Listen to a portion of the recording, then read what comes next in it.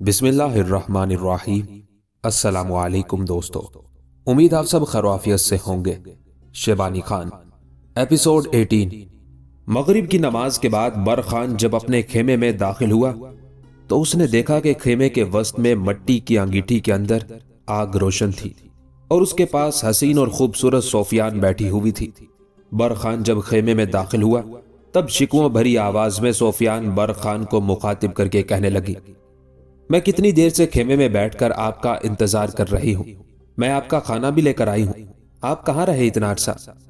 जवाब में बर खान आगे बढ़कर सोफियान के करीब बैठ गया, फिर कहने लगा, सबसे पहले तो तुम्हारी मेहरबानी, तुम्हारा शुक्रिया, तुम मेरे लिए खाना लाई और मेरा इंतजार किया।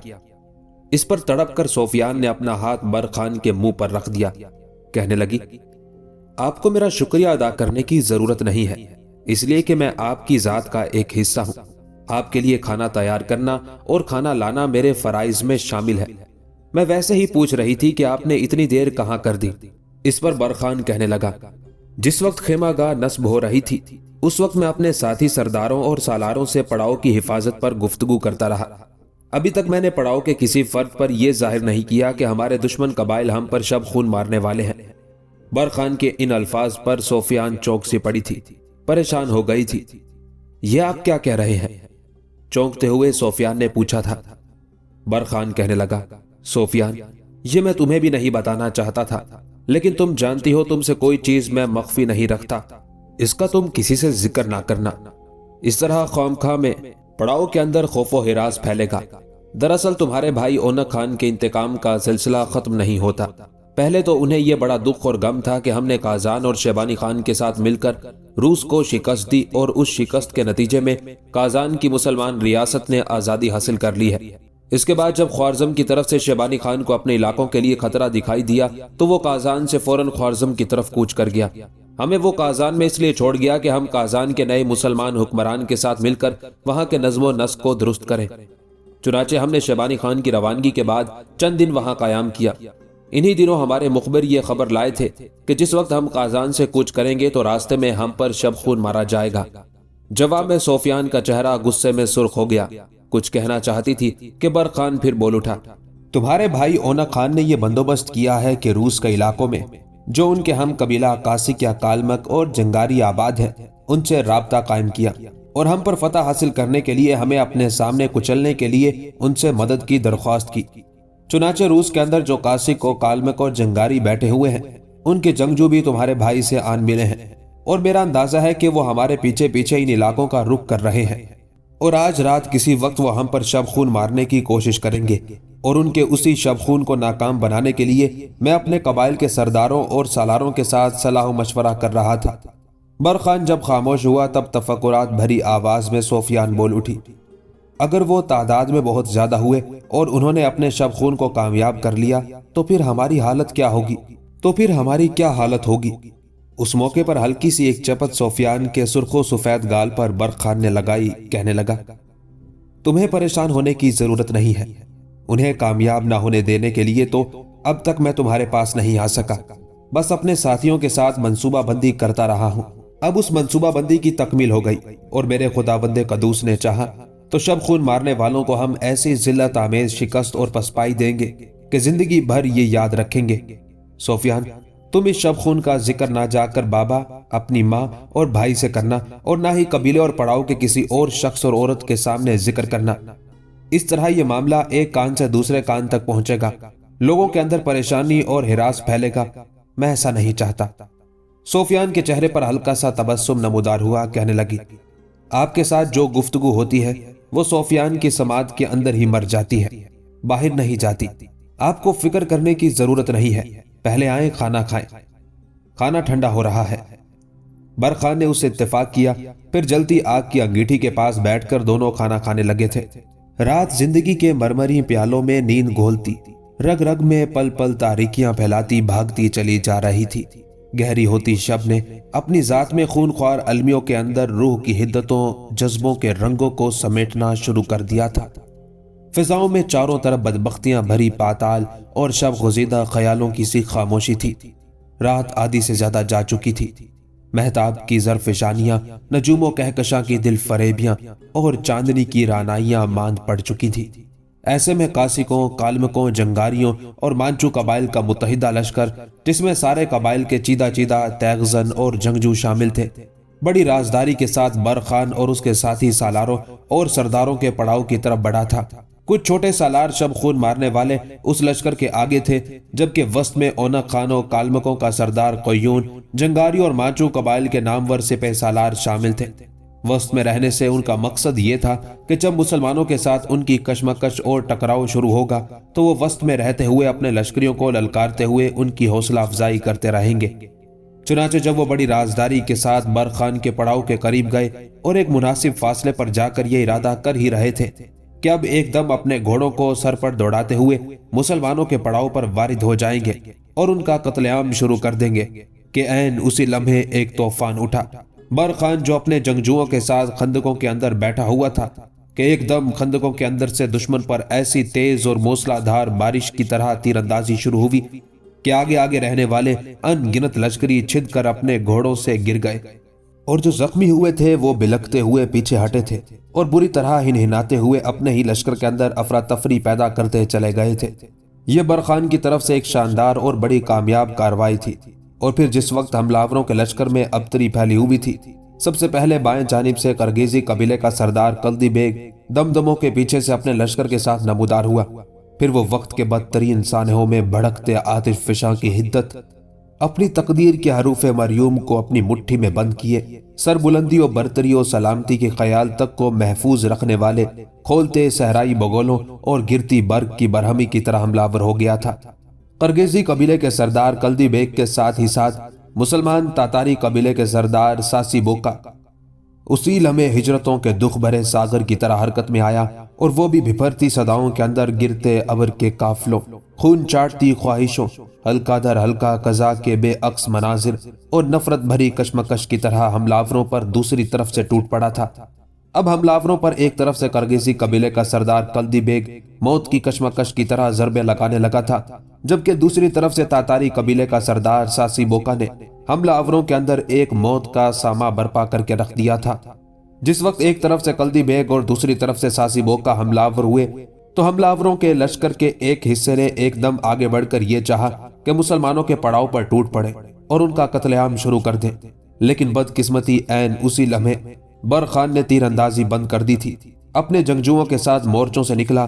اس کے بعد وہ بہتے لمحوں کی نفرت میں اندھیروں کے سے گہرے زخم دیتے، روح کے در پہ موت کے حصار، بے کراں بے انت ہواؤں میں خواہشوں کو دھواں دھواں، آرزوؤں کو سربریدہ کرتے، قضا کے کالے بادلوں اور طوفان برق و بار کی طرح حملہ آور ہو گیا تھا۔ بڑی عجیب صورتحال تھی۔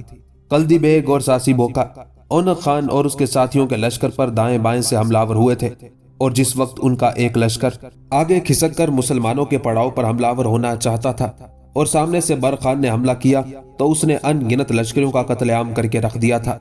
دوسری طرف مسلمان قاضی قبیلے کا سردار کنجوک خان اس وقت اپنے پڑاؤ کے اندر بالکل تیار اور مستعد تھا۔ اپنے جنگجوؤں کے ساتھ وہ پڑاؤ کے بالکل سامنے آ گیا تھا تاکہ اگر دشمن کا کوئی بچا کچا گروہ یا کوئی اور حصہ دوسری طرف سے کاوا کاٹ کر ان کے پڑاؤ کا رخ کرے تو اسے پڑاؤ سے باہر ہی روک دے۔ اس کے علاوہ بلغاری سردار کپک خان نے اپنے جنگجوؤں کو دو حصوں میں تقسیم کر رکھا تھا، ایک حصہ پڑاؤ کے مغرب میں، دوسرا مشرق میں بالکل مستعد اور تیار ہو گیا تھا، اور انہوں نے اپنی کمانوں پر تیر چڑھا دیے تھے تاکہ اگر ان کی سمت کوئی دشمن پڑاؤ کو نقصان پہنچانے کے لیے آئے تو اس کا قلعہ کما کیا جا سکے۔ مسلمانوں کے پڑاؤ کے قریب اس طرح ٹکراؤ کے نتیجے میں ایک طوفان، ایک قیامت برپا ہو گئی تھی۔ اونق خان اور اس کے ساتھی سرداروں اور سالاروں نے اپنی طرف سے پوری کوشش کی کہ کسی نہ کسی طرح مار دھاڑ کرتے ہوئے مسلمانوں کے پڑاؤ تک پہنچ جائیں اور پڑاؤ کے اندر ان کا قتل عام شروع کر دے۔ اونق خان تو یہ چاہتا تھا کہ مسلمانوں کا قتل عام کر کے ان سے اب اپنی بہن الجائے خاتون کو واپس لے، لیکن یہاں معاملہ بالکل الٹ ہو گیا تھا۔ پہلے تو قرگیزی سردار کلدی بیگ اور تاتاری سردار ساسی بوکا نے جب دائیں بائیں سے اونق خان اور اس کے ساتھیوں کے لشکر پر ضربیں لگانا شروع کی تھی تب اونق خان اتنا فکر مند نہیں ہوا تھا، اس لیے کہ اس کا خیال تھا کہ دائیں بائیں سے چھوٹے چھوٹے لشکر حملہ آور ہوئے ہیں ان سے نمٹ کر یقیناً وہ مسلمانوں کے پڑاؤ میں داخل ہونے میں کامیاب ہو جائے گا۔ لیکن تھوڑی ہی دیر بعد جب سامنے کی طرف سے برق خان قضا اور موت بن کر حملہ ور ہوا اور اس نے دشمن کے سامنے کے حصے کو پوری طرح کاٹ کر رکھ دیا، تب اونک خان اور اس کے ساتھی سردار اور سالار مایوسی کا شکار ہو گئے تھے۔ تھوڑی دیر کی مزید کشمکش اور ٹکرانے کے بعد جب حملہ آوروں کا خاصا نقصان ہوا، تب اونک خان نے اپنے لشکر کے اندر پسپائی کے نرسنگے بجوا دیے تھے۔ نرسنگوں کا بجنا تھا کہ حملہ آور بھاگ کھڑے ہوئے۔ برق خان اور ساسی بوکا اور قلدی بیگ تینوں نے بڑی خونخواری سے ان کا تعاقب کر کے ان کی تعداد مزید کم کی اور اس کے بعد وہ اپنے پڑاؤ کی طرف آئے تھے۔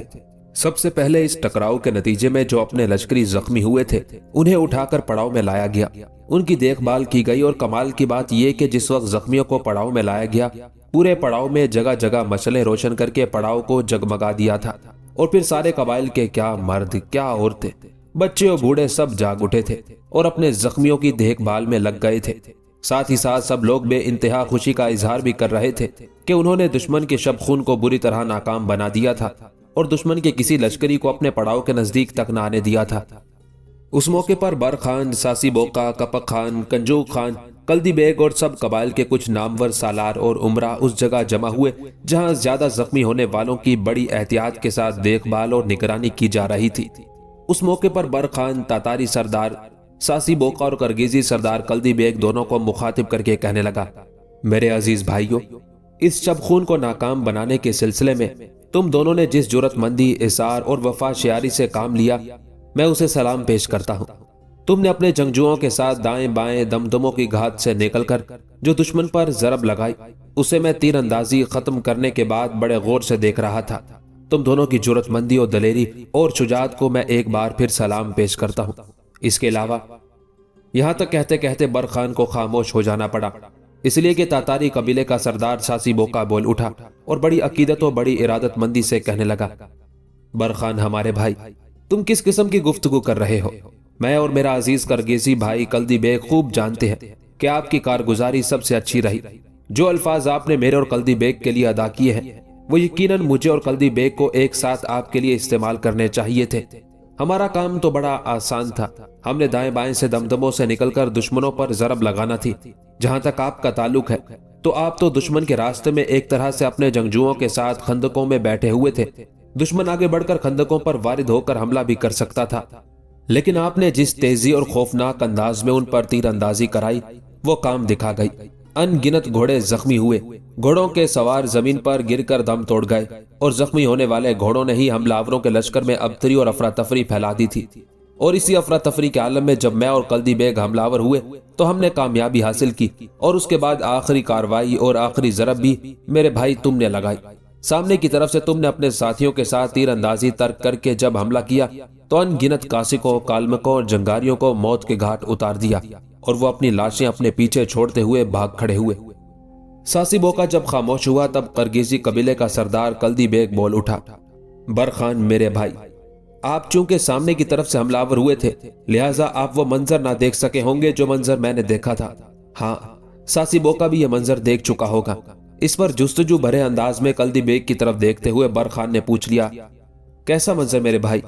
جواب میں قلدی بیگ مسکرایا، کہنے لگا، جس وقت میں دمدموں کے پیچھے سے نکل کر اپنے جنگجوؤں کے ساتھ دشمن کے پہلو پر حملہ آور ہوا تھا اور اس کے ساتھ ہی ساسی بوکا بھی دوسری سمت سے حملہ آور ہوا تھا، تو اس وقت ہمارے اس طرح اچانک نکل کر حملہ آور ہونے سے حملہ آور کچھ بدحواس سے ہو گئے تھے، اس لیے کہ شاید وہ تو یہ امید لگائے بیٹھے تھے کہ اب وہ نزدیک آ گئے ہیں، لہٰذا ایک دم یلغار کرتے ہوئے ہمارے پڑاؤ پر ٹوٹ پڑیں گے۔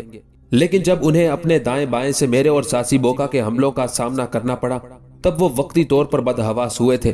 اس موقع پر میں نے دیکھا اونک خان، کالمک قبیلے کا سردار قیون اور ان کے ارد گرد جنگاری اور مانچو قبائل کے کچھ بڑے سردار اور عمرہ چلا چلا کر اپنے ساتھیوں کو دو حصوں میں تقسیم ہو کر دائیں بائیں سے حملہ آور ہونے کی ترغیب دے رہے تھے، اور اسی لمحے جب آپ نے سامنے کی طرف سے ضرب لگاتے ہوئے ان گنت حملہ آوروں کو موت کے گھاٹ اتار دیا تب اونک خان اور اس کے دوسرے ساتھی سردار اور سالار پہلے کی نسبت زیادہ چلا چلا کر ہمارے خلاف اپنے لشکریوں کو ترغیب دینے لگے تھے، لیکن ان کی ہر ترغیب، ان کی ہر کوشش ناکام و نامراد ہی گئی۔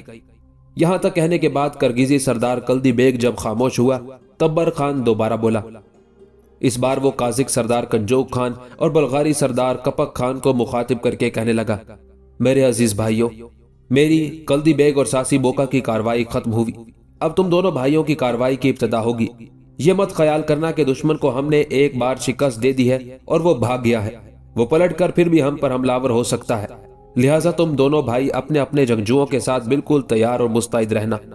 जिन लश्करियों ने इस टकराव में हिस्सा लिया है, मैं चाहता हूं वो मुकम्मल आराम करें और तुम दोनों भाई दाएं बाएं और लश्कर के सामने रहते हुए निगाह रखो। ऐसा भी हो सकता है कि एक बार भागने के बाद ओनक खान रास्ते में कहीं रुके और अपने साथियों से सलाह मशवरा करके वो ये गुमान करे कि एक बार उसे मार भगाने के बाद शायद हम हथियार खोलकर नींद से बगलगीर हो गए होंगे, सुस्त होंगे, लिहाजा अब वो उससे फायदा उठा सकता है। माजी में हमारे दुश्मन कबाइल ऐसी कार्रवाइयां करते रहे हैं। इस बिना पर मैं कहता हूं तुम दोनों अपने जंगजुओं के साथ बिल्कुल तैयार और मुस्तैद रहना, और तुम्हारी ये मुस्तैदी सूरज तुलू होने के बाद तक रहनी चाहिए। इसके बाद आम हालात में जो लश्करी पड़ाव की हिफाजत पर मुकर्रर हुए हैं वो अपने काम की इब्तिदा करेंगे। कंजोक खान और कपक खान दोनों ने बर खान की उस तजवीज से इत्तेफाक किया था। इतने में पड़ाव के अंदर फजर की आजान सुनाई दी थी। जब तक आजान होती रही सब खामोश रहे। अजान के बाद बर खान फिर कंजोक खान और कपक खान दोनों को मुखातिब करके कहने लगा, फजर की नमाज का वक्त हो गया है, आओ पहले बारी बारी नमाज अदा करते हैं और उसके बाद तुम दोनों अपने काम की इब्तिदा कर देना। चारों सरदारों सासी बोका, कपक खान, कंजोक खान और कल्दी बेग ने बर खान से इत्तेफाक किया था। ओनक खान जंगारी कबीले का सरदार, ओसो खान रूस से आने वाले जंगारी, कालमकों और कासिकों के मुसल्ला दस्तों का सालारे आला सब भागते हुए उस जगह आए जहां ओनक खान और उसके हलीफ कबीलों ने पड़ाव कर रखा था। सबसे पहले तो जो जख्मी हुए थे पर बच निकले थे और सफर करने के काबिल थे और पड़ाव में पहुंचे थे, उनकी देखभाल की गई। उसके बाद एक जगह बैठ गए। फिर गुफ्तगू का आगाज रूस से आने वाले कासी, कालमक और जंगारी दस्तों के सालार ने ओनक खान को मुखातिब करते हुए कहना शुरू किया, ओनक खान, तुमने मुझ पर साफ तौर पर वाज़ेह किया था कि जिन मुस्लिम कबाइल पर हम हमलावर होने के लिए जा रहे हैं उनकी कोई इतनी बड़ी ताकत नहीं। तुमने मुझ पर यह भी इंकशाफ किया था कि उनके पास ना तरबियत याफ्ता जंगजू हैं और ना ही उनकी कमानदारी और उनकी रहनुमाई करने वाले सालार उनके पास हैं। लेकिन ये जो शब खून मारने की हमने कोशिश की और हमारी कोशिश को खून आलूद करके नाकाम बनाया गया, इससे पता चलता है कि ओनक खान तुम्हारे पास इन मुस्लिम कबाइल से मुतल्लिक इतलात दुरुस्त नहीं है। ओनक खान, तुमने खसूसियत के साथ मुझ पर इंकशाफ किया था कि इनके अंदर जो बाशकीरी कबीला है उसके सरदार बर खान को सारे मुस्लिम कबाइल ने एक तरह से अपना सालार बना लिया है, लेकिन वो कोई जंग और तैगजनी का इतना माहिर नहीं है। लेकिन आज जब हमने तुम्हारे साथ जंग में हिस्सा लिया, जिस सलीके के साथ इस बर खान ने हमारा इस्तकबाल किया और फिर हम पर ऐसे जोरदार हमले किए कि हमें भाग जाने पर मजबूर कर दिया, इन सब चीजों से ये पता चलता है कि तातारी और बुल्गार और बाशकीरी, काजिक और करगेजी न सिर्फ ये कि इंतहा दर्जे के जंगजू उम्दा तैगजन है, वहां बर खान ने जिस तरह हमारे शब खून को नाकाम बनाया, ऐसा काम मेरे ख्याल में बर खान ही सोच सकता था और किसी के बस की बात ना थी। यहां तक कहने के बाद रूस के मुत्तहिदा कबाइल का सरदार जब खामोश हुआ, तब जंगारी कबीले का सरदार ओसो खान बोल उठा, तुम्हारा कहना बिल्कुल दुरुस्त और बरमहल है। मेरी तो समझ में यह नहीं आ रही कि आज तक हमें इन मुस्लिम कबाइल के मुकाबले में शिकस्त पर शिकस्त क्यों उठाना पड़ रही है। खास तौर से मेरी बदकिस्मती, मुसलमानों के सालार बर खान ने मेरे बेटे तकला खान को मौत के घाट उतार दिया और मैं वो बदबख्त और बदनसीब बाप हूँ कि अपने मरने वाले बेटे का इंतकाम ना ले सका। साथ ही हमारे कबीले वो बदकिस्मत कबीले हैं कि मुसलमानों के मुकाबले में अब तक हम कोई नुमाया कामयाबी हासिल ना कर सके। जिस वक्त ये मुसलमान कबाइल आपस में मुत्तहिद ना थे, हम इन पर फर्दन फर्दन जरब लगाते हुए इन्हें अपने सामने जेर जरूर रखते थे और इनमें से किसी को भी हमारे सामने सर उठाने की ना इजाजत थी, न जुर्रत और जसारत। लेकिन अब हालात बड़ी तेजी से तब्दील होना शुरू हो गए हैं और इन मुस्लिम कबाइल ने ताकत पकड़ ली है और वो दिन ब दिन हमारी गिरफ्त, हमारे जोर से निकले भाग रहे हैं। यहां तक कहने के बाद ओसो खान जब खामोश हुआ, तब ओनक खान रूस से आने वाले सालार की तरफ देखते हुए कहने लगा, मेरे अजीज भाई, जो कुछ तुमने कहा है वो सच और दुरुस्त है। इन कबाइल से मुतालिक जो हकीकतें तुमसे छुपाई गई थी उनका मैं एतराफ करता हूँ। मैं इस बात का भी एतराफ करता हूँ कि इससे पहले इन मुसलमान कबाइल में जिंदगी की कोई हरारत और दूसरों को मसल देने की कोई तपिश ना थी, लेकिन इन कबाइल को मुत्तहिद और यकजान करके बर खान ने एक बहुत बड़ा मार्का सर कर दिया है। अब वो सारे मुसलमान कबाइल बर खान के लिए अपनी जान की बाजी लगाने के लिए भी तैयार हो जाते हैं। ओनक खान रुका, फिर अपनी बात को वो आगे बढ़ाता हुआ कह रहा था, اس میں کوئی شک نہیں کہ مسلمان قبائل پہلے پراگندہ تھے اور ہم جس پر چاہتے چڑھ دوڑتے تھے اور اسے ناقابل تلافی نقصان پہنچاتے تھے، لیکن اب معاملہ الٹ ہو گیا ہے، اس لیے کہ برخان نے ان سارے قبائل کو متحد کر دیا ہے۔ اب وہ ایک طاقت بن کر ہمارے سامنے آتے ہیں اور ہماری ناکامی کا باعث بنتے ہیں۔ اس سے پہلے بھی ہم ان لوگوں سے ٹکرا چکے ہیں، لیکن کامیابی انہی کی ہوتی ہے۔ اونق خان جب رکا تب روسی سالار اسے مخاطب کر کے کہنے لگا، ان مسلم قبائل کے ساتھ ہماری یہ پہلی جنگ ہے، اس میں ہمیں کافی حد تک پسپائی کا سامنا کرنا پڑا، ہمارا نقصان بھی کافی ہوا، لیکن اسے ہم ایک تلخ تجربہ سمجھ کر محفوظ رکھیں گے۔ اونق خان، پہلے یہ بتاؤ کہ مسلمانوں کے یہ خانہ بدوش قبیلے کہاں تک سفر کریں گے، ان کا رخ کدھر ہے؟ اس پر اونق خان فوراً بول اٹھا، کہنے لگا، میرے عزیز، تو شیبانی خان کو جانتا ہے، یہ ازبک قبیلے کا سردار ہے۔ کازان کے سلسلے میں جو روس کے ساتھ ہماری جنگ ہوئی، اس جنگ میں حصہ لینے کے لیے شیبانی خان بنفس نفیس آیا تھا، اور اس کی غیر موجودگی میں اسے خبر ہوئی کہ خراسان میں تیمور لنگ کے وارث حکمرانی کر رہے ہیں۔ انہوں نے شیبانی خان کے علاقوں پر للچائی ہوئی نگاہ ڈالنا شروع کر دی ہے، لہٰذا کازان کی فتح اور اس کی آزادی کے بعد شیبانی خان بڑی برق رفتاری سے حرکت میں آیا اور وہ خوارزم شاہ کا رخ کر گیا ہے۔ کازان سے روانگی کے وقت شیبانی نے ان سارے مسلم قبائل کو تاکید کی تھی کہ وہ اس کے پیچھے پیچھے خوارزم شاہ کا رخ کرے، لہٰذا یہ پانچوں مسلم قبائل خوارزم شاہ شہر کا رخ کیے ہوئے ہیں، جہاں وہ شیبانی خان کے ساتھ مل کر نہ صرف یہ کہ خوارزم شاہ شہر کو فتح کریں گے، بلکہ جن جن علاقوں میں تیمور لنگ کے وارث اور جانشین بیٹھے ہوئے ہیں ان پر حملہ ہو کر انہیں بھی ان کے علاقوں سے دستبردار کر کے وہاں یہ ازبک اب اپنی سلطنت قائم کرنے کی کوشش کریں گے۔ اونق خان جب خاموش ہوا تب وہ روس سے آنے والا مختلف قبائل کا سردار اونق خان کی طرف دیکھتے ہوئے کہنے لگا، اونق خان، ان مسلم قبائل کے ہاتھوں ہمیں پہلی بار شکست اٹھانا پڑی ہے، اور اسے ہم نے اپنے لیے انتہائی بدترین آر خیال کیا ہے، اور اس سے ہم اپنے مرنے والوں کا انتقام لیں گے۔ ہم نے آج تک کسی کی طرف اپنا معاملہ ادھار نہیں چھوڑا۔ اگر یہ لوگ خوارزم کی طرف جا رہے ہیں تو خوارزم تک میں مزید لشکری مہیا کر کے ان کا مقابلہ نہیں کر سکتا، لیکن یہ جو شکست ہمیں ملی ہے، اس شکست کے داغ میرے دل میں پیوست ہو چکے ہیں۔ میں آج ہی واپس اپنے علاقوں کی طرف جاؤں گا، وہاں سے میں مزید کاسکوں، کالمکوں اور جنگاریوں کو اپنے لشکر میں شامل کروں گا۔ اس کے بعد میں پھر مشرق کی طرف آؤں گا، تم لوگوں سے ملوں گا، اور تم سے ہی میں برخان کے پڑاؤ کے محل وقوع سے متعلق استفسار کروں گا، اور جو اطلاع تم مجھے فراہم کرو گے اس اطلاع کی روشنی میں لمحوں کے اندر اس برخان کو موت کے گھاٹ اتار دوں گا۔ برخان کا خاتمہ اب ہماری ضد بن گئی ہے، اور اس نے چونکہ ہمارے لشکریوں کو بہت نقصان پہنچایا ہے، لہٰذا اس کے لشکریوں کے نقصان کے ساتھ ہی ساتھ ہم اس کی گردن بھی کاٹ کر رکھ دیں گے۔ اونق خان، میں عنقریب مزید لشکر لے کر تمہاری طرف لوٹوں گا۔ اس دوران میرے اپنے آدمیوں کے ذریعے تمہارے قبیلے کے ساتھ ایک رابطہ رہے گا۔ جب میں لوٹوں گا تو میرے آدمی بڑی آسانی کے ساتھ مجھے تمہارے پڑاؤ میں پہنچا دیں گے۔ میں تمہارے ساتھ قیام کروں گا۔ اس کے بعد میرے وہی جاسوس مسلمان قبائل کے خلاف حرکت میں آئیں گے اور مجھے بتائیں گے کہ فلاں جگہ برخان اور اس کے حمایتی سالاروں نے پڑاؤ کر رکھا ہے۔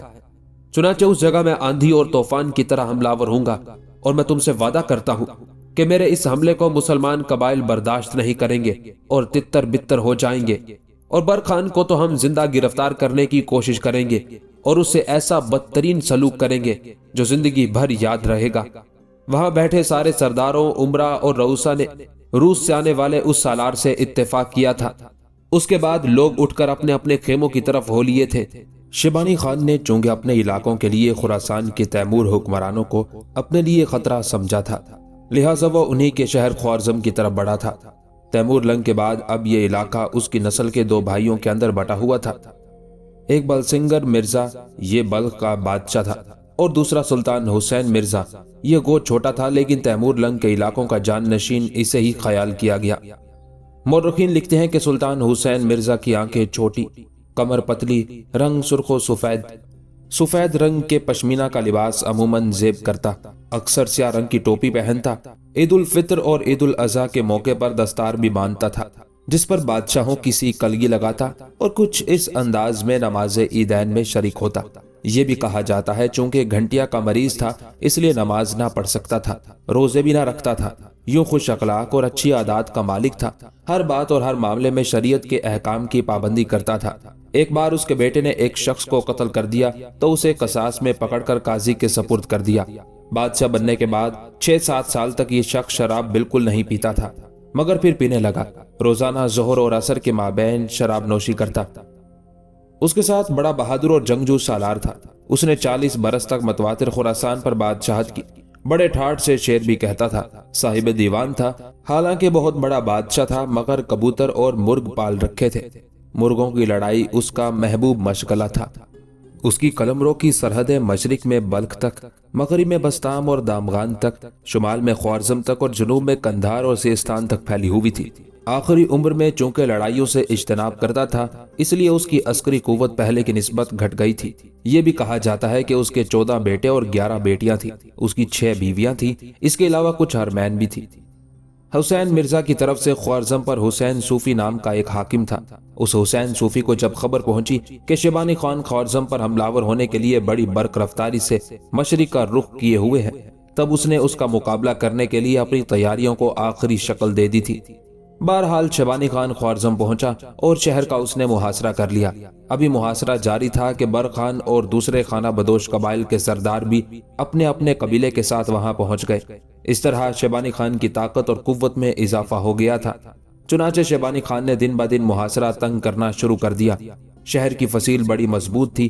فصیل کے اوپر جو برج بنے ہوئے تھے وہ بھی بڑے مستحکم تھے، اور ان کے اندر خوارزم کے لشکر بھی رہ کر بڑے احسن طریقے سے شہر کی حفاظت کر سکتے تھے۔ ایک روز شیبانی خان نے خوارزم پر عام حلہ بول دیا، اور اس حملے کے دوران شیبانی خان کے کچھ لشکری سیڑھیاں پھینک کر شہر پناہ کی دیوار پر چڑھنے میں کامیاب ہو گئے۔ اس وقت خوارزم کا عامل حسین صوفی جنگ کا منظر دیکھنے کے لیے فصیل کے اوپر موجود تھا۔ چنانچہ اس نے اپنے لشکریوں کو للکارا۔ اس کی اس پکار و للکار اور انگیخت کے جواب میں اس کے لشکری شیبانی خان کے ان لشکریوں پر حملہ ور ہوئے جو رسوں کی سیڑھیوں کے ذریعے فصیل پر چڑھنے میں کامیاب ہوئے تھے۔ انہیں موت کے گھاٹ اتار کر فصیل سے نیچے پھینک دیا تھا۔ لیکن اہل خوارزم کی بدقسمتی کین اس لمحے جس وقت کے حاکم شہر حسین صوفی فصیل کے اوپر اپنے لشکریوں اور سالاروں کو احکامات جاری کر رہا تھا، شیبانی خان کے ایک لشکری نے تاک کر بڑی کمان سے ایک تیر مارا۔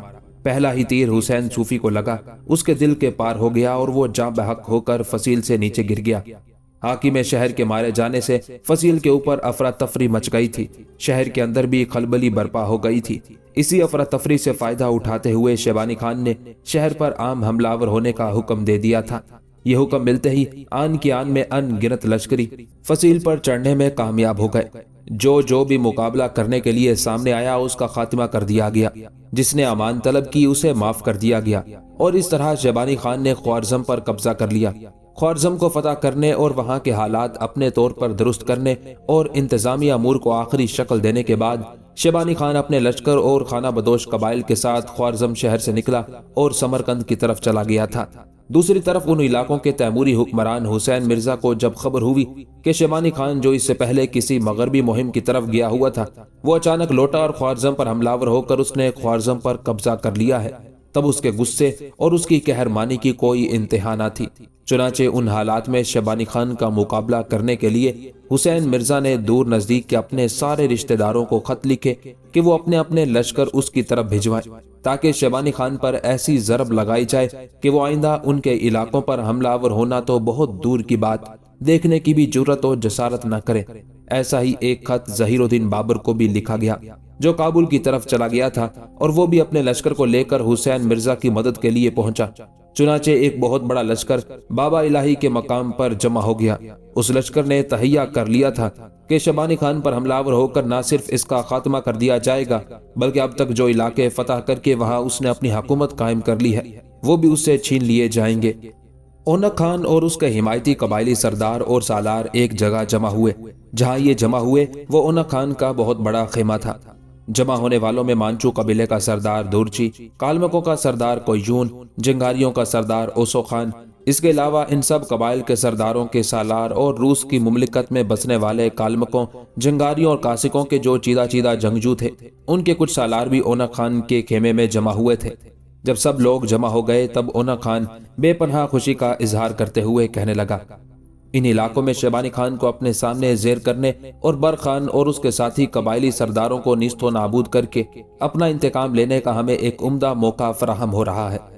یہاں تک کہنے کے بعد اونک خان جب رکا تب روسی قبائل کا سالار اونک خان کو مخاطب کر کے کہنے لگا، اونک خان کھل کر کہو کیا بات ہے، اس کے بعد ہم تمہیں اپنی رائے دیں گے۔ اس پر اونک خان کہنے لگا، کازان کے سلسلے میں جہاں ہمیں اور روسی حکومت کو شکست کا سامنا کرنا پڑا تھا، اس کا نتیجہ یہ نکلا کہ مسلمانوں کی ریاست کازان آزاد ہو گئی ہے، لیکن اب اس شکست کا انتقام لینے کا وقت آن پہنچا ہے۔ میرے بھائیوں، وہاں سے ہٹ کر جب شیبانی خان واپس آیا تھا تو اس نے آتے ہی خوارزم شہر کا محاصرہ کر لیا تھا۔ برخان اور اس کے ساتھی سردار بھی اس کے پاس خوارزم پہنچ گئے تھے اور خوارزم کی فتح میں سب نے حصہ لیا۔ اس کا نتیجہ یہ نکلا ہے کہ خوارزم شیبانی خان کے ہاتھوں فتح ہو چکا ہے۔ وہاں اس نے اپنا ایک حاکم مقرر کیا ہے اور ان دنوں وہ سمرقند کی طرف ہے۔ میرے عزیز بھائیوں، خوارزم تیمور لنگ کی نسل سے تعلق رکھنے والے ایک شخص حسین مرزا کی مملکت میں ہے۔ اس حسین مرزا کی ماں فیروزہ بیگم امیر تیمور کی پوتی تھی اور اس کا باپ منصور امیر تیمور کے بیٹے عمر شیخ کا بیٹا تھا۔ میرے عزیز بھائیوں، شیبانی خان کو اس خوارزم شہر کی فتح بڑی مہنگی پڑے گی۔ وہ خوارزم شہر کو فتح کر کے سمرقند تو آ گیا ہے، لیکن اب اس کے خلاف ایک ایسا طوفان اٹھ رہا ہے جو اسے تباہ و برباد کر کے رکھ دے گا۔ اس طوفان میں اگر ہم بھی شامل ہو جائیں تو شیبانی خان کے ساتھ ساتھ ہم برخان اور سارے دیگر مسلمان قبائلیوں اور سرداروں کو تباہ و برباد کر سکتے ہیں۔ میرے عزیز ساتھیوں، خوارزم کی فتح کی خبر حسین مرزا کو ہو چکی ہے، لہٰذا اس نے اپنے دور نزدیک کے سارے رشتہ داروں کو تیز رفتار قاصد بھجوائے ہیں اور ان سے کہا کہ شیبانی خان کا مقابلہ کرنے کے لیے اپنے اپنے لشکر بھیجیں اور تیار ہو جائیں۔ چنانچہ حسین مرزا کی سرکردگی میں ایک بہت بڑا لشکر تیار ہو چکا ہے اور اس وقت یہ لشکر بابا الہی کے مقام پر جمع ہوا ہے۔ اب یہی لشکر شیبانی خان کے خلاف حرکت میں آئے گا۔ اس موقع پر اگر ہم ایک کام کریں تو ایک کام سے ہم دو فائدے اٹھا سکتے ہیں۔ جس وقت حسین مرزا اور شیبانی خان آپس میں ٹکرائیں تو ہم شیبانی خان کی پشت پر حملہ ور ہو جائیں۔ اس طرح ہمارے حملہ ور ہونے سے شیبانی خان، برخان اور دوسرے قبائلی سرداروں کی شکست اور ناکامی یقینی ہو جائے گی۔ انہیں بے پناہ نقصان بھی پہنچے گا۔ اسی ٹکراؤ کے نتیجے میں ہم کوشش کریں گے کہ شیبانی خان ہی نہیں، برخان اور دوسرے سرداروں کا بھی قتل عام کر دیں۔ اب اس کا پہلا فائدہ ہمیں یہ ہوگا کہ شیبانی خان کی قوت ختم ہونے اور مسلم خانہ بدوش قبائل کے سرداروں کے مارے جانے اور ان کے قبائل کے تباہ و برباد ہونے سے ان علاقوں کے اندر ہماری اجارہ داری ہو جائے گی۔ کوئی ہم سے ٹکرانے والا نہیں رہے گا اور ان علاقوں میں نئی چراگاہیں تلاش کرنے میں نہ کوئی ہمارا رقیب ہوگا اور نہ ہی کسی سے کوئی خطرہ ہوگا۔ دوسرا فائدہ ہمیں یہ ہوگا کہ جب ہم حسین مرزا کی حمایت میں شیبانی خان پر ضرب لگائیں گے، اسے خبر ہوگی کہ ہماری وجہ سے اس کی فتح یقینی ہوئی ہے، تو یاد رکھنا وہ ہمیں بھی مراد دے گا۔ ہو سکتا ہے اپنے کچھ علاقے ہماری تحویل اور حفاظت میں دے دے۔ اگر وہ ایسا کرتا ہے تو یہ دوسرا فائدہ ہمارے لیے بڑی اہمیت کا حامل ہوگا۔ یہاں تک کہنے کے بعد اونک خان کچھ دیر خاموش رہا، سوچا، دوبارہ سارے قبائل کے سرداروں اور سالاروں کو مخاطب کرتے ہوئے وہ پھر کہہ رہا تھا، میں نے جو کچھ کہنا تھا کہہ چکا۔ اگر آپ سب لوگ سمجھتے ہیں کہ جو کچھ میں نے کہا ہے اس میں ہمارے لیے سود مندی ہے تو پھر میرے خیال میں ہمیں وقت ضائع کیے بغیر اس منصوبے پر عمل کرنا چاہیے، اور اگر ہم اس میں کامیاب ہوتے ہیں تو یاد رکھیے گا، ولگا سے لے کر کوہستان تھان شان کے دروں تک کوئی بھی قوت ہمارے لیے خطرات و خدشات کا باعث نہ بن سکے گی، اور ان علاقوں میں جس قدر چراگاہیں ہیں ان سب پر ایک طرح سے ہماری اجارہ داری رہے گی، اور اگر ہم حسین مرزا کے ساتھ مل کر شیبانی خان کو جھکنے پر مجبور کر دیتے ہیں اور اس نے جو علاقے فتح کیے ہیں ان سے اسے محروم کر دیتے ہیں تو حسین مرزا تو صرف دریائے جیہوں یا زیادہ سے زیادہ دریائے سیہوں تک جنوب میں رہے گا، جبکہ شمال کے سارے علاقے ہماری گرفت میں رہیں گے، اور اس جنگ میں حصہ لے کر خانہ بدوش مسلم قبائل اور شیبانی خان کو زیر کرنے کے بعد ایک طرح سے حسین مرزا ہمارا ممنون بھی ہوگا، اور ان علاقوں میں ہمیں حلیف کے طور پر حسین مرزا کی صورت میں ایک طاقت اور قوت بھی مل جائے گی۔ یہاں تک کہنے کے بعد اونک خان جب خاموش ہوا تب سب سے پہلے جنگاری قبیلے کا سردار اوسو خان بول اٹھا اور تپے ہوئے لہجے میں کہنے لگا، اونک خان، تم نے میرے دل کی بات کی ہے۔ جس وقت کازان کے نواح میں روسی حکومت کے علاوہ ہمیں بھی ناکامی اور شکست کا سامنا کرنا پڑا تھا، میں بڑا اداس اور شکستہ دل ہوا تھا، اس لیے کہ جس وقت یہ مسلمان روس سے ٹکرانے لگے تھے مجھے قوی امید تھی کہ روس کے مقابلے میں شیبانی خان کازان کے جنگجوؤں اور خانہ بدوش مسلم قبائل کو ناکامی اور شکست کا سامنا کرنا پڑے گا۔ میں یہ بھی ٹھانے ہوا تھا کہ کم از کم اس ٹکراؤ کے دوران میں اگر کسی دوسرے مسلمان سردار کو نقصان نہ پہنچا سکا تو میں بر خان کی گردن ضرور کٹواؤں گا کہ اس نے میرے بیٹے تقلا خان کو موت کے گھاٹ اتارا تھا۔ لیکن اس وقت میری ناکامی، میری مایوسی اور افسردگی کی کوئی انتہا نہ تھی جب ہمیں ناکامی کا منہ دیکھنا پڑا اور الٹا ہمیں روس کی حکومت کے ساتھ نقصان اٹھانا پڑا۔ اب اگر حالات ہمیں مسلمان قبائل کے علاوہ شیبانی خان کے خلاف حرکت میں آنے کے لیے ایک اور موقع فراہم کر رہے ہیں تو میں سمجھتا ہوں کہ اس سے ہمیں پورا فائدہ اٹھانا چاہیے۔ میں دوسرے قبائل کے سرداروں سے متعلق تو کوئی یقین دہانی نہیں کراتا، लेकिन मैं अपने कबीले की तरफ से कहता हूं कि जंगारी कबीले का बच्चा बच्चा इस मुहिम में अपनी कारगुजारी का मुजाहिरा करने के लिए तैयार और मुस्तैद होगा। यहां तक कहने के बाद जंगारी कबीले का सरदार ओसो खान जब खामोश हुआ, तब बाकी सारे सरदारों और उसी इलाकों के खाना बदोशों के सिपह सालार ने भी इससे पूरा पूरा इत्तेफाक किया था और खुशी का इजहार किया था कि उन्हें मुसलमानों के खिलाफ हरकत में आने का एक मौका मिल रहा है। चुनाचे ओना खान इस इज्तिमा के खात्मे पर कहने लगा, अगर ये बात है तो फिर आओ मिलकर अपनी तैयारियों को आखिरी शक्ल दें, ताकि जो ही मौका मिले हम मुस्लिम खाना बदोश कबाइल और शेबानी खान पर चढ़ दौड़े। सब ने चूंकि उससे इत्तेफाक किया था, सब उठकर अपने अपने कबीले की तरफ हो लिए थे ताकि मंसूबाबंदी को आखिरी शक्ल दे। समरकंद के निवाह में एक रोज बरखान अपने खेमे में अकेला बैठा हुआ था कि खेमे में हसीनो खूबसूरत सोफियान दाखिल हुई। वो अपनी पीठ पर एक खासी बड़ी गठड़ी उठाए हुए थी। उसे देखते ही बरखान अपनी जगह पर उठ खड़ा हुआ। इतनी देर तक सोफियान उसके सामने आ गई और वो गठड़ी जो उसने अपनी पीठ पर उठाई हुई थी तो वो उसने जमीन पर रख दी। एक मुस्कुराती हुई निगाह उस मौके पर बरखान ने सोफियान पर डाली, साथ ही जो गठड़ी उसने जमीन पर फेंकी थी उसकी तरफ इशारा करते हुए कहने लगा, सोफियान ये क्या है? जवाब में सोफियान मुस्कुराई कहने लगी, आप इस गठड़ी से मुतल्लिक ये सवाल करेंगे, मुझे बैठने के लिए नहीं कहेंगे? जवाब में बरखान मुस्कुराया और कहने लगा, सोफियान ये खेमा तुम्हारा अपना है, लिहाजा मुझे तुम्हें बैठने के लिए कहने की क्या जरूरत है, तुम खुद ही उठ बैठ सकती हो। इस पर सोफियान ने एक कहकहा लगाया, फिर वो एक नशिस्त पर बैठ गई। साथ ही अपना एक हाथ गठड़ी पर रखते हुए वो बरखान को मुखातिब करके कहने लगी, अमीर, जब से मैं आपके कबीले में आई हूँ मैंने आज तक आपसे कुछ नहीं मांगा। ये मेरी खुशकिस्मती है कि आप मुझे पसंद करते हैं और मैं जानती भी हूँ कि आप मुझसे मोहब्बत करते हैं। मैंने कभी आपके लिए ना कोई दुश्वारी खड़ी करने की कोशिश की है, ना ही आपसे किसी शय का मुतालबा किया। आज मैं आपसे एक सवाल करने आई हूँ, मुझे उम्मीद है कि आप रद्द नहीं करेंगे। उस मौके पर बरखान ने जुस्तजू भरी निगाह लम्हा भर के लिए सोफियान के चेहरे पर डाली, फिर कहने लगा, लगता है आज कोई इंतहाई अहम मौजू जेरे बहस आने वाला है। सोफियान, अगर तुम कोई चीज मांगना ही चाहती हो या किसी शय का मुतालबा करना चाहती हो तो फिर सुनो।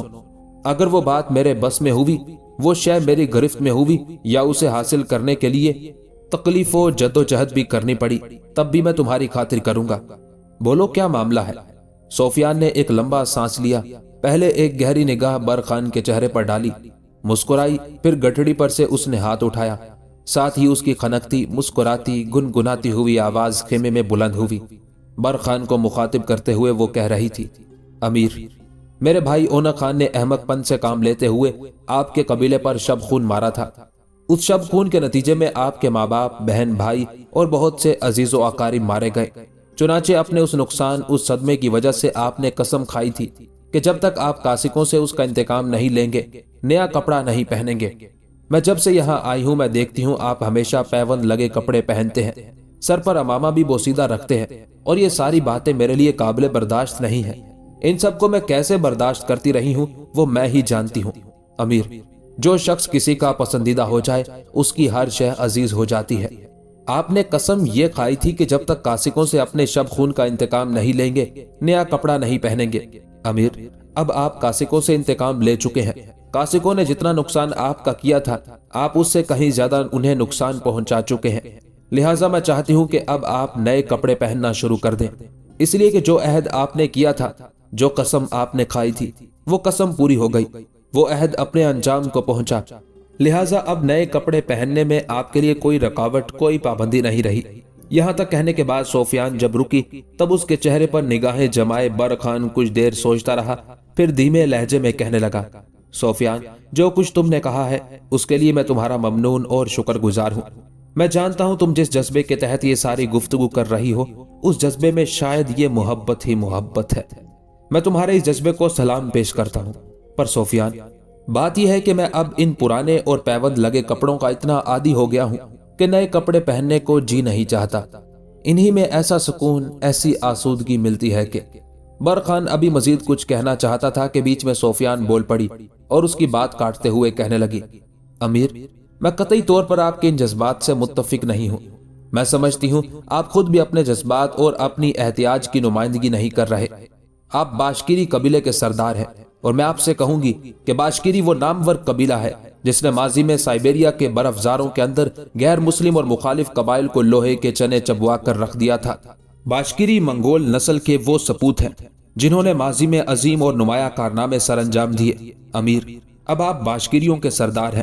باشکیری بجا طور پر آپ کی ذات پر فخر کرتے ہیں۔ امیر، مجھے خود بھی اپنی ذات پر فخر ہے کہ میں نے آپ کو اپنی زندگی کا محور اور مرکز بنایا ہے، اور مجھے اس بات پر بھی فخر ہے کہ آپ نے مجھے اپنے دل میں جگہ دی۔ لہٰذا سفیان اپنی بات مکمل نہ کر سکی، اس لیے کہ بیچ میں برخان بولا اور کہنے لگا، اچھا یہ ساری باتیں تم بعد میں کر لینا، پہلے یہ جو گٹھڑی تم لے کر آئی ہو اس میں دکھاؤ کیا ہے۔ جواب میں اس گٹھڑی کو سفیان نے کھولا اور کھول کر اسے جب برخان کے سامنے پھیلایا تو برخان نے دیکھا اس میں بڑے قیمتی کپڑے کے سلے ہوئے لباس تھے۔ برخان نے ان سارے کپڑوں کا جائزہ لیا، پھر سفیان کی طرف دیکھتے ہوئے کہنے لگا، یہ کیا ہے؟ یہ آپ کے لیے کپڑے ہیں، اور کیا ہے؟ سفیان نے تیز نگاہوں سے برخان کی طرف دیکھتے ہوئے جواب دیا۔ برخان نے کچھ سوچا پھر کہنے لگا، سفیان یہ تم نے اچھا نہیں کیا، تم نے فخر الدین کے ہاں قیام کیا ہوا ہے، اس کی گزر بسر اپنی کراکلی بھیڑوں پر ہے، اس کی یہی مہربانی کیا کم ہے کہ اس نے تمہیں بیٹی کی حیثیت سے اپنے پاس رکھا ہوا ہے، اور تمہیں ان پر اس طرح کا بوجھ نہیں بننا چاہیے۔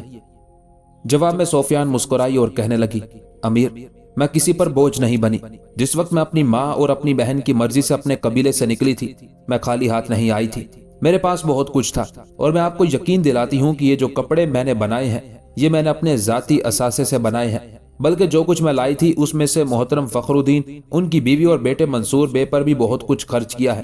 اب وہ میرے حقیقی ماں باپ اور بہن بھائی ہیں، لہٰذا میں انہیں فراموش نہیں کر سکتی۔ سفیان کے ان الفاظ کا جواب برخان دینا ہی چاہتا تھا کہ عین اسی لمحے باشکیری قبیلے کا نائب سردار سنجر خان نمودار ہوا۔ اسے دیکھتے ہی برخان کہنے لگا، سنجر خان اندر آ جاؤ۔ سنجر خان آگے بڑھا، ہاتھ کے اشارے سے برخان نے اسے ایک نشست پر بیٹھنے کے لیے کہا۔